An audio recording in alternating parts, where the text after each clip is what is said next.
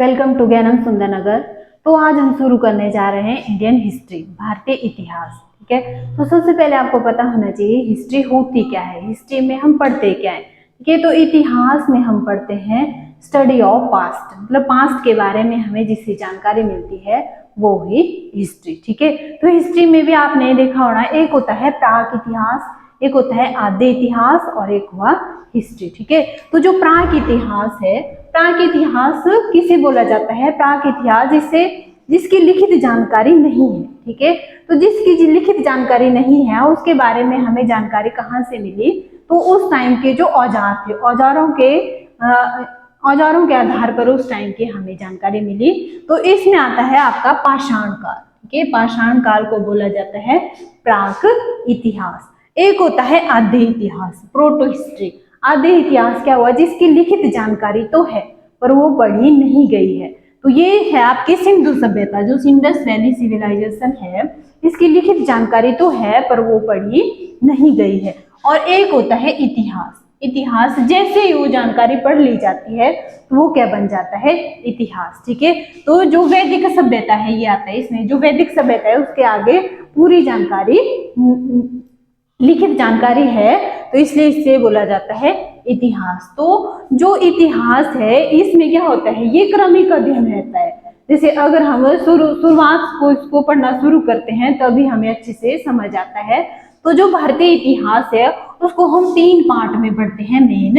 एक होता है एंशिएंट हिस्ट्री, प्राचीन भारत, दूसरा होता है मध्यकालीन भारत और तीसरा आधुनिक भारत। एक चौथा पार्ट भी होता है इसका, स्वतंत्रता के बाद क्या क्या हुआ। तो स्वतंत्रता के बाद आपके 2-3 टॉपिक हैं, तो ये हम हिस्ट्री में नहीं पढ़ते हैं, ये आते हैं आपके इकोनॉमी में। ठीक है, तो फर्स्ट जो प्राचीन भारत है, शुरुआत हम करेंगे प्राचीन भारत से। प्राचीन भारत में हम पढ़ते क्या क्या हैं? तो इसमें आएगा, जैसे सबसे पहले तो हम पढ़ेंगे इतिहास के स्रोत, कहाँ कहाँ से हमें जानकारी मिली कि ये हुआ था हमारे पहले। ठीक है, तो सबसे पहला टॉपिक हुआ इतिहास के स्रोत। उसके बाद पाषाण काल, पाषाण काल में नव पाषाण काल है ना, इसके भी पार्ट हैं। उसके बाद हम पढ़ेंगे सिंधु घाटी सभ्यता है ना, सिंधु घाटी के बाद वैदिक सभ्यता। वैदिक सभ्यता में हम जानेंगे, वैदिक सभ्यता मेन वेदों पर आधारित है, वेदों पर आधारित है और आर्यों के जीवन के बारे में हमें इनसे जानकारी मिली। मतलब आर्यों का ही जीवन है पूरा वैदिक सभ्यता में। इसके भी हम 2 पार्ट में पढ़ते हैं, पूर्व वैदिक और उत्तर वैदिक काल। फिर उसके बाद हम पढ़ेंगे महाजनपद। महाजनपद में आएंगे आपके जैसे वंश, हर्यंक वंश, नंद वंश, शिशुनाग वंश, नंद वंश, मौर्य वंश, तो ये पूरी हम डिटेल में पढ़ेंगे। उसके बाद जैसे बौद्ध धर्म, जैन धर्म, उनकी पूरी जानकारी हम प्राप्त करेंगे। उसके बाद मौर्य काल, गुप्त काल, राजपूतों का इतिहास, ठीक है, और दक्षिण भारत का इतिहास।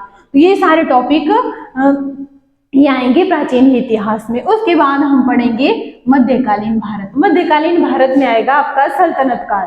सल्तनत काल में जैसे दिल्ली सल्तनत पर कौन कौन शासक आए, जैसे दास वंश, खिलजी वंश, लोधी वंश, ये सारे वंश हम करेंगे सल्तनत काल में।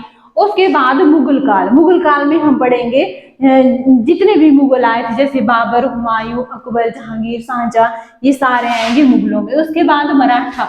मराठा में हम पढ़े मेन आता है शिवाजी, और उसके बाद पेशवा युग, बाजीराव, नाना साहिब, ये सारे आएंगे इसमें। और उसके बाद समाज सुधार, तो उस टाइम जितने भी समाज सुधारक थे वो, ठीक है। तो उसके बाद ये सिख शक्ति का उदय, जैसे सिख गुरु कितने थे, 10 थे ना, तो ये पूरी जानकारी हम ये आएगी मध्यकालीन भारत में।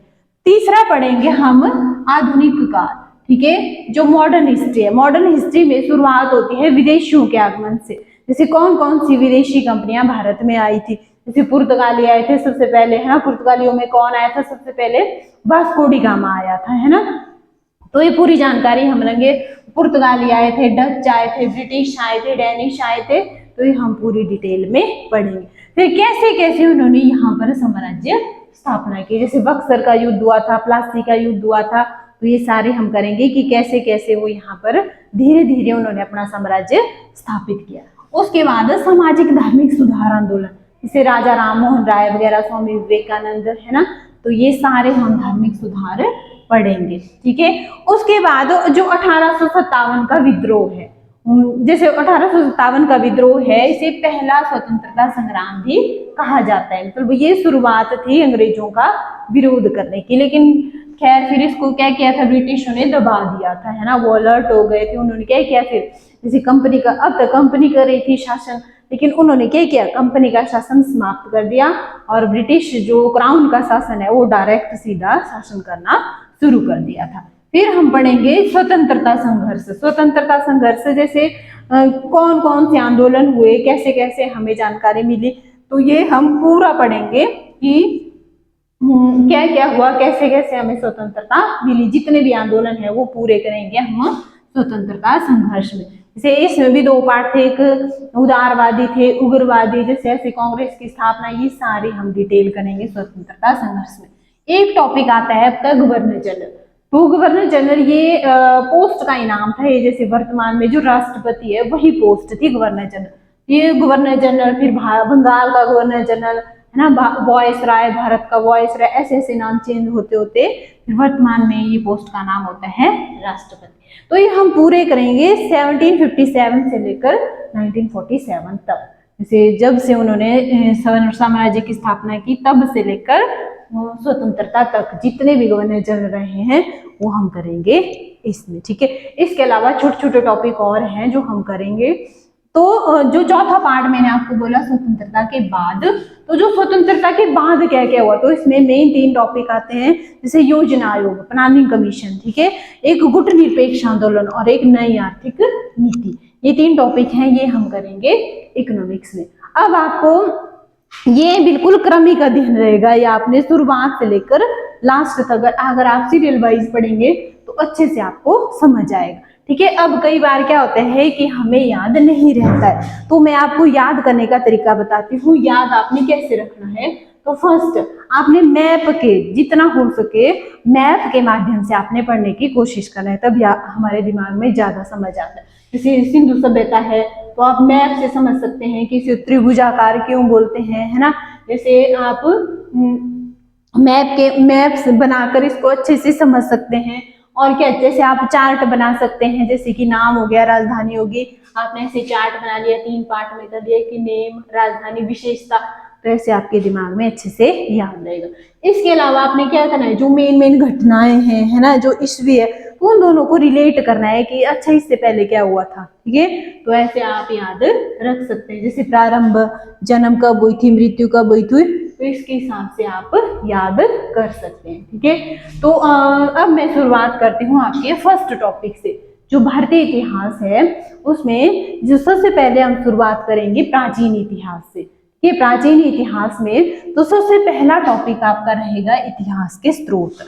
जो प्राचीन भारतीय इतिहास के स्रोत है, कहाँ कहाँ से हमें जानकारी मिली कि ये हुआ था हिस्ट्री में, ठीक है। तो सबसे पहले जो इसके जो स्रोत हैं, मेन 3 स्रोत हैं, एक है साहित्यिक साक्ष्य, दूसरे है पुरातात्विक साक्ष्य और थर्ड है अभिलेख या शिलालेख। तो साहित्यिक साक्ष्य फर्स्ट, तो साहित्यिक साक्ष्य में क्या चीजें आती हैं, इसमें आती है जो हमारी जितनी भी बुक्स वगैरह है, पुस्तकें हैं, है ना। तो धार्मिक साहित्यिक साक्ष्य भी है एक, तो धार्मिक साहित्यिक साक्ष्यों में आते हैं आपके जो जैसे वेद हो गए, वेद, वेदांग, उपनिषद, ब्राह्मण ग्रंथ, रामायण, महाभारत, स्मृति ग्रंथ, है ना। तो ये सारे किस में आए, धार्मिक साहित्यिक साक्ष्य में, ठीक है। मतलब जितनी भी बुक्स हैं वो आएंगे आपके साहित्यिक स्रोत में। तो जो वेद हैं, वेद कितने हैं, ये टॉपिक हम अलग से भी करेंगे पूरी। तो वेद हैं आपके 4, ठीक है, ऋग्वेद, यजुर्वेद, सामवेद और अथर्ववेद। तो वेद 3 हैं, इन 4 हैं, इन चारों से हमें जो जानकारी मिली, है ना। वेदांग, वेदांग क्या होते हैं, वेद जिनसे वेदों को हम पढ़ते हैं उनको बोला जाता है वेदांग, ठीक है। तो वेदांग कितने हैं, वेदांग है 6। कौन कौन से, शिक्षा, कल्प, ज्योतिष, व्याकरण, निरुक्त और छंद। ये मैं आपको डिटेल में बताऊंगी सारे नेक्स्ट टॉपिक में कि क्या क्या आता है, कल्प क्या होता है, ज्योतिष क्या होता है, ठीक है।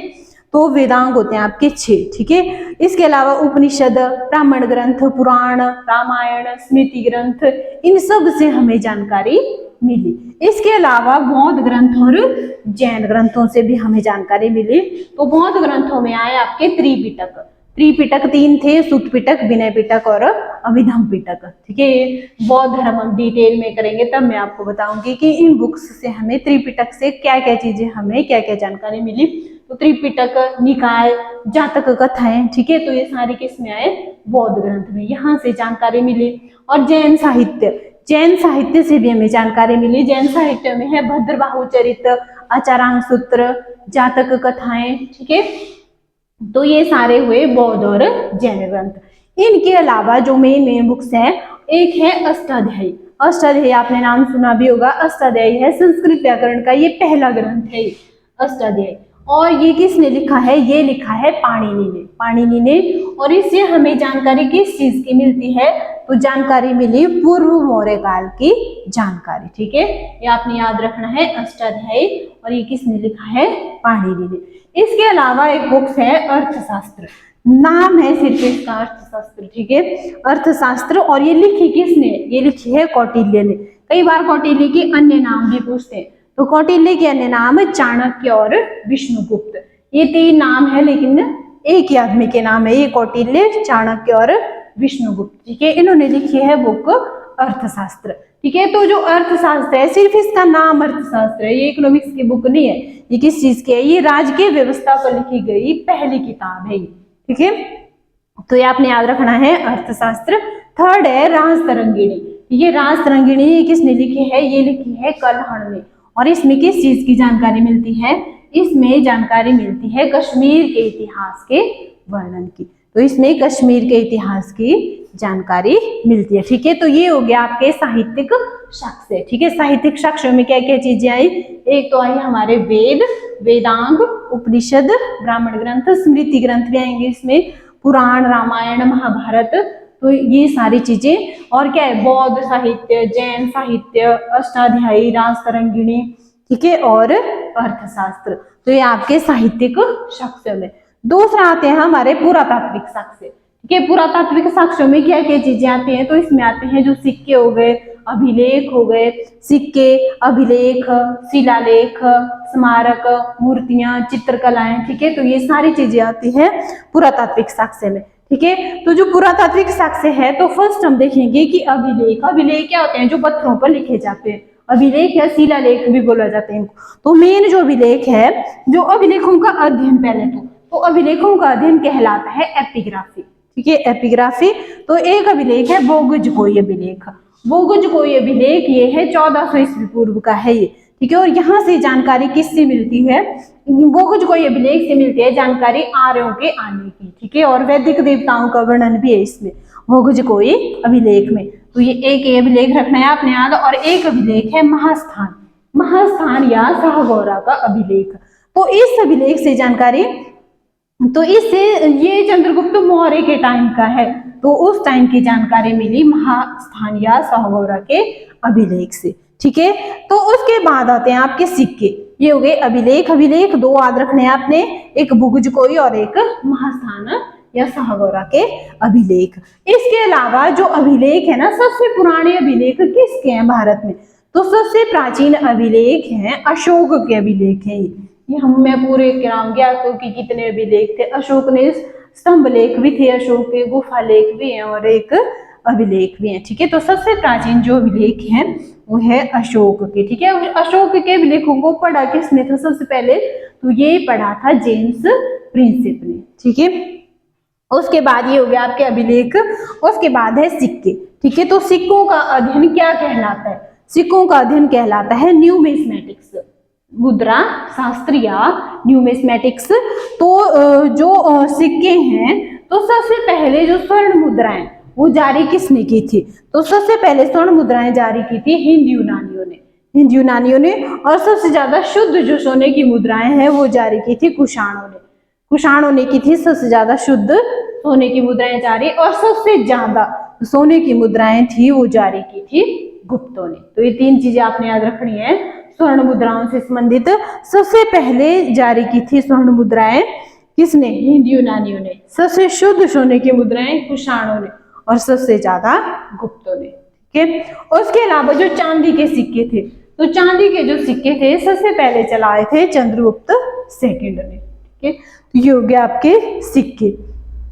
उसके बाद है आपके मंदिर, जो मंदिर है तो या स्तूप, ठीक है। पहले तो आप स्तूप, तो जो स्तूप है उसकी चर्चा मिली है सबसे पहले ऋग्वेद में स्तूप की पहली चर्चा की गई है।